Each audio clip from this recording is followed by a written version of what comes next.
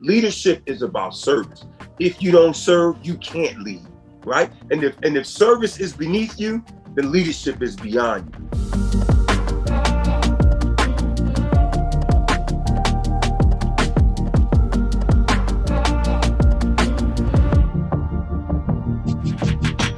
Well, welcome back to this edition of Leading Through Unprecedented Times. I'm Tom Murray, your host. So excited to have my great friend, the one and only Salome Thomas-EL, known as Principal L. My friend, he's been on Dr. Oz. He's been on Good Morning America. He's got connections to Disney. He is all over the place. So if you're listening in, you probably already know his work. If you don't, you're going to have an amazing show, an amazing opportunity to connect with somebody I am so proud to have right here, that I'm proud to call a really good friend. Salome, friend, how are you doing?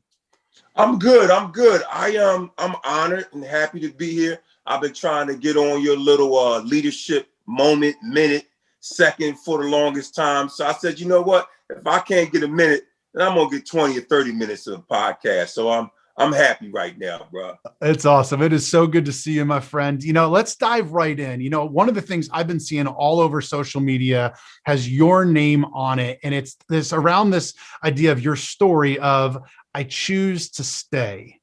What does that mean? Tell us a bit about your story. What makes you, the lens that you have? Here you are, a principal of Thomas Edison Charter School in Wilmington, Delaware. You're leading kids. You're doing incredible work, but you don't just flip a switch and get to that point. What's part of your story? Tell us about the I choose to stay message.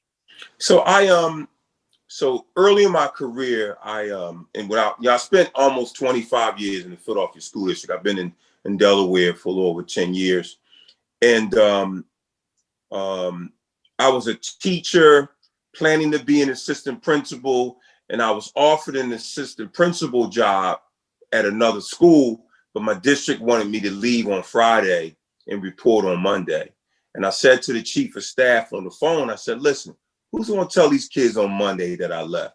Because they're going to know I left for the money, right? I said, is there any way that I could kind of take the job later on? And they said, no, you need to take the job now. And I turned it down, Tom. And of course, about the rumors circulated around the school. I mean, at that time, it was a $20,000 raise, but by the time the teachers and kids circulated, it was a $100,000 raise and 2 cars. But the idea was the kids said, thanks for choosing to stay. Thanks for staying for us. I was one of the few male, as you know, there are not many men in education. And I wanted the kids to know that I was there for a reason. And it was more the timing, because when we get a chance to move up, we need to move up. It opens up jobs for other people, but it also sends a message that we want to be leaders. But it was about the timing. So I chose to stay. I ended up writing a book called I Choose to Stay. Arnold Schwarzenegger wrote the foreword. Disney, as you mentioned, optioned the movie rights. Never took the movie deal. I stayed in teaching.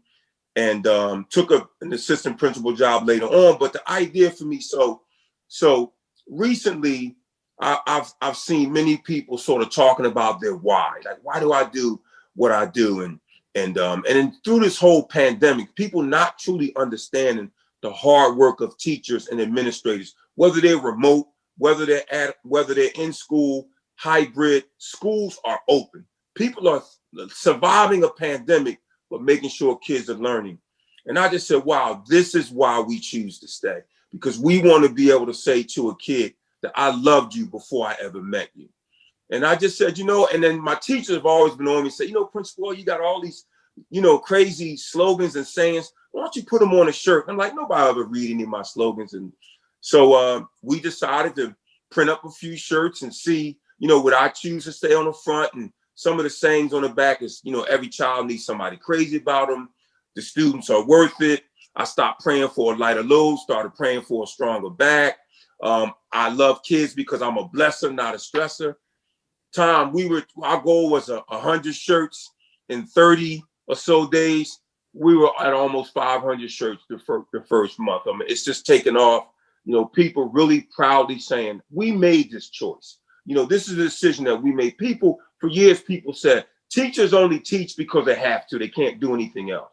No, we chose this profession because we care. And it doesn't matter whether you're in the classroom, you're an administrator, paraprofessional, in the cafeteria, bus driver, it doesn't matter. You choose to make a difference. You chose impact over compliance. And I think that's what the concept is. We choose to stay in the lives of these kids no matter what we do. Even as parents, even in organizations we're in, we have to make that choice to stay. When things get tough, we hold on tight. And I'm honored to have known you for so many years, because you've established yourself as someone who really wants to help others develop themselves, because we need other people to stay. And we've got it. And how about this? Wearing a shirt saying you're proud that you stayed in education. Think about the young person who sees that and says, you know what? I think I want to be a teacher. If you're proud to be one, I want to be one. So there's so many benefits, but it's an opportunity for us to publicly state that we love what we do. That is this work is not our job, it's our passion. Our job is to get better at it. And that's what Future Ready is about. Oh, I love it, my friend. And your passion just radiates. I get so excited every time I hear you speak. You know, you just mentioned young people. Here's an area that I want to dive into. You've been using chess, and I know it's been on a TV show recently, and people are getting kind of back into it. But I know for you, this is not a new thing. In talking about young people, one of the things I love about your work is you will do anything to connect to kids, to show them that they're loved. And you've been using chess to really make connections. Talk to us about what that's looked like. Why have you used that? What's the benefits been of that? What do you got for that? Well, as you know, because almost everything that I see you do, it's rooted in the power of relationships, right? Whether it be relationships, adult-student relationships, relationships between leaders and their teachers, relationships between other leaders. We know that that's important. And teaching kids chess, that gives me the opportunity to form that strong bond, because no one is very good when they start playing chess. So these kids learn to fail early, right? Failure is motivating. Success can be paralyzing. So, the Queen's Gambit, as you mentioned, has been very popular. You can't find a chess set right now because on Netflix, this show just took off. But what I tell people is that's a fictional story. It's not true. It's a great story of empowerment, of a young woman becoming very successful in a game that's dominated by men. But I took kids to the National Chess Championship in 1997 time. I mean, so this has been going on. In this school where I work, Vaux Middle School in Philly, 8-time national chess champion, 7 consecutive national titles, never done before. And, in America, chess teaches kids to critically think, to problem solve.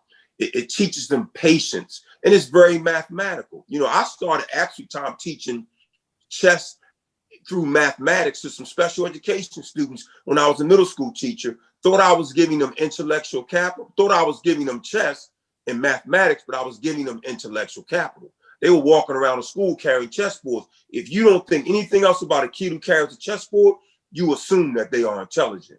So I learned early on that smart is not something you are, it is something you can become. And in every school district around the country, the federal government, if they knew what I knew, they'd make sure that every kindergarten kid was learning to play chess, because when you play chess, you have to record your moves in algebraic notation. So early on, we're developing that brain matter. 90% of the brain develops by the time we're 5, 6, 7 years old. So if we don't get to it early, then they end up like you and me. We don't want kids turning out like you and me. We gotta get them ready, man. But that's been my key. And then it helps me to empower girls. I started an all-girls team. You know how girls are. You married. They want to take over everything. You have daughters? You have any daughters? Yeah, I do. My one daughter, she just turned 11. Ooh, I'm praying for you, bro. I got 2 teenage daughters, one's in college. They want to take over everything. They want to be the boss. They get about an hour ESPN every night. But chess for them gives them the opportunity to sit across the table from another guy and say, it's your brain versus mine. No 4-4-40, no 6-4, no matter who you are, my brain against yours. So it's a great tool. It's a game changer. That's awesome. And I'll be sure to call you for that teenage advice here in a couple of years, because I know it's coming from my little one there as well. My man, let's switch our focus here a little bit. I want to touch on something I've seen. Obviously, we're in February. It's Black History Month. At Future Ready Schools, we are an equity-focused organization. We do a lot of work. Future Ready, our home organizations, All4Ed, the Alliance for Excellent Education. We're focused on supporting Black and brown students around the country. And I've been seeing lots of folks like you around Black History Month really also push back and say, look, like, this isn't about 1 month and recognizing folks for 1 month, because this is an everyday occurrence 12 months out of the year. Talk to us about schools and how they can really honor Black History Month, because the downside we really see, if we're honest with ourselves, a lot more tokenizing every year. It's just, here's a couple Martin Luther King quotes. Let's talk a little bit about Rosa Parks. We check it off, and all of a sudden we're done. And we don't value the amazing contributions of our students of color, of our leaders of color, of our people across the nation of color.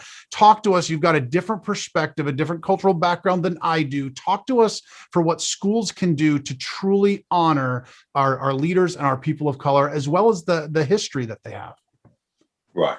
So you talked about early on in the question about being equity focused. And I think if we truly want to be equity focused teachers and equity focused leaders, which I'm so glad you're using that term, because we have to be laser focused on it. That, it means that we're providing students and teachers what they need.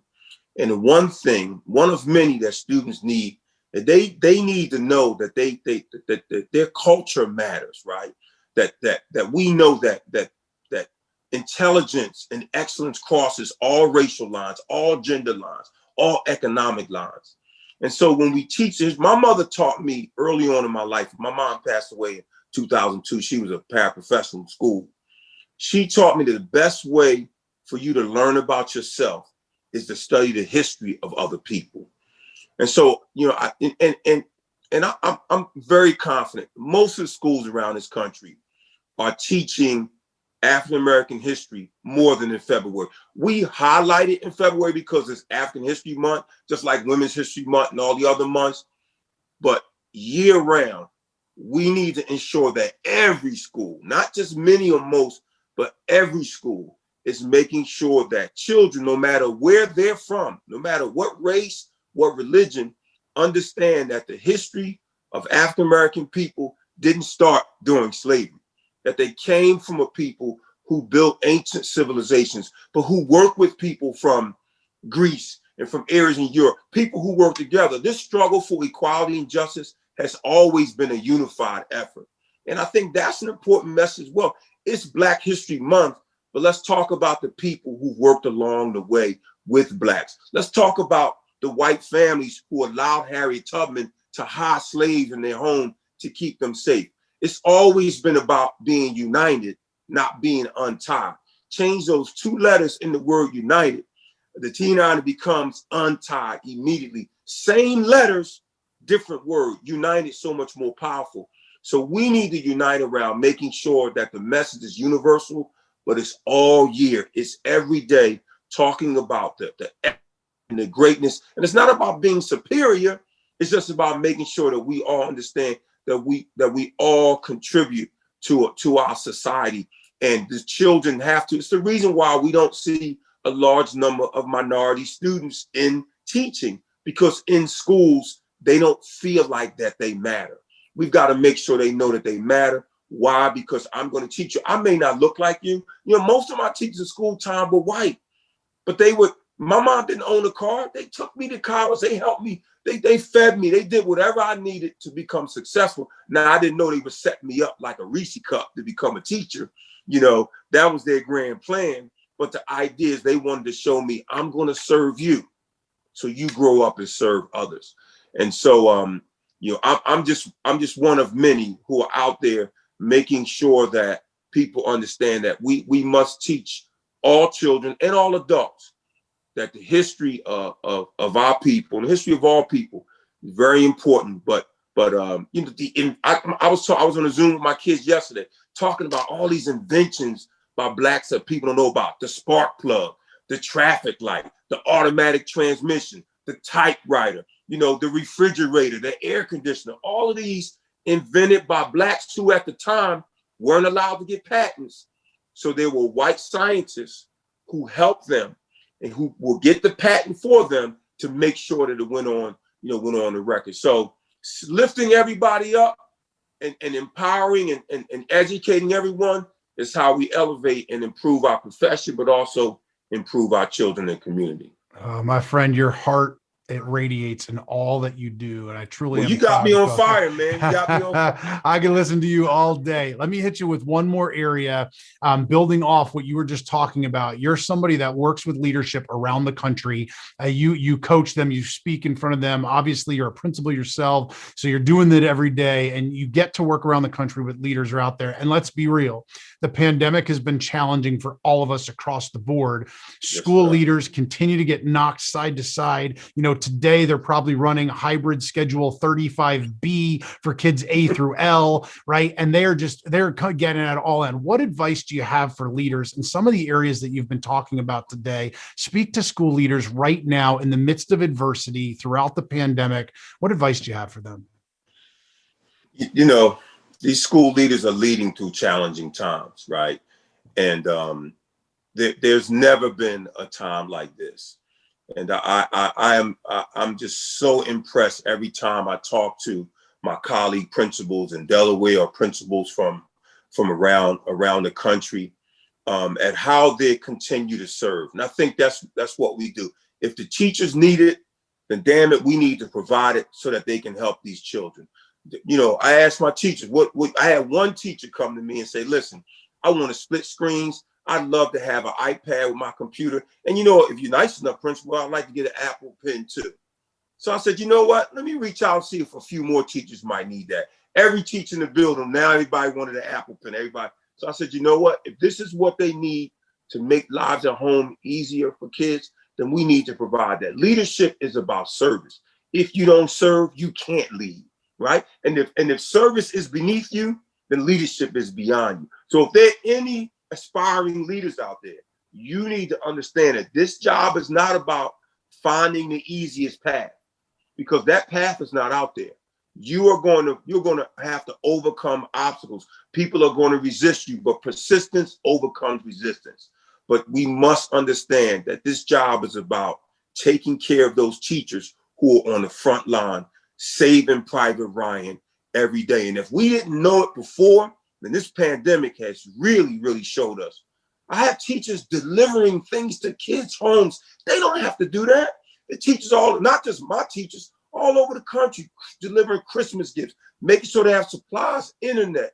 It's amazing, what they do. And so as leaders, our job is to make sure that they have everything that they need to do that, but also making sure we take care of ourselves, right?